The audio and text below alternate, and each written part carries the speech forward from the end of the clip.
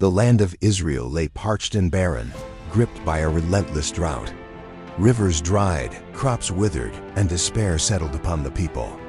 This was a divine judgment, a consequence of King Ahab and his people turning away from God to worship Baal. Into this desolation stepped Elijah, God's prophet, with a stark message for King Ahab.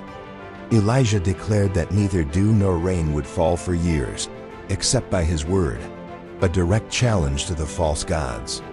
Years passed and the drought intensified. Elijah then summoned King Ahab and all Israel to Mount Carmel. There, he challenged the 450 prophets of Baal to a dramatic contest to prove the true God. 2 altars were prepared. The challenge was simple. The God who answers by fire is the true God. From morning till noon, the prophets of Baal cried out to their God, dancing and cutting themselves. But there was no voice, no answer. Elijah mocked them, urging them to shout louder. Perhaps Baal was asleep. As evening approached, Elijah stepped forward. He repaired the broken altar of the Lord with 12 stones. He placed the sacrifice upon it, then commanded servants to drench it with 12 jars of water 3 times. The trench around the altar filled with water. Then, Elijah raised his hands and prayed a simple, heartfelt prayer. He called upon the Lord, the God of Abraham, Isaac, and Israel, to show his power and vindicate his name. Immediately, fire descended from heaven. It consumed the sacrifice, the wood, the stones, and even the water in the trench.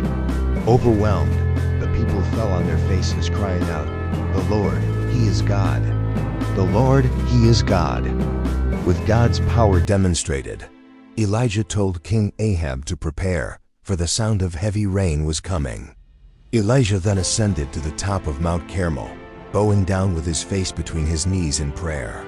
He sent his servant 7 times to look towards the sea for any sign of rain.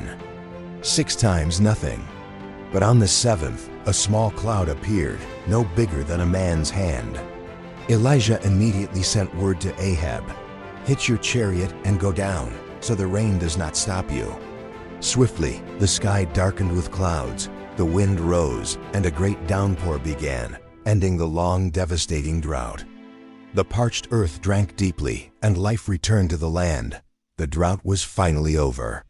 This powerful event demonstrated God's sovereignty and his unwavering response to faithful prayer. Elijah's prayer on Mount Carmel remains a timeless testament to the power of faith and divine intervention. It reminds us that even in the direst circumstances, faith can bring deliverance and renewal.